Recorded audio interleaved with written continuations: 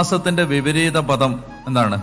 Grammar അനുസരിച്ച് അവിശ്വാസമാണ്. വിശ്വാസത്തിന്റെ വിപരീത പദം അവിശ്വാസമാണ്. പക്ഷെ ബൈബിൾ അനുസരിച്ച് വിശ്വാസത്തിന്റെ വിപരീത പദം ഭയമാണ്. ഭയം. അതുകൊണ്ടാണ് ഈശോ ചോദിക്കുന്നത്, ഈ ഭയവും ഫിയർ ആൻഡ് ഫെയ്ത്ത് ആണ് സുവിശേഷങ്ങൾ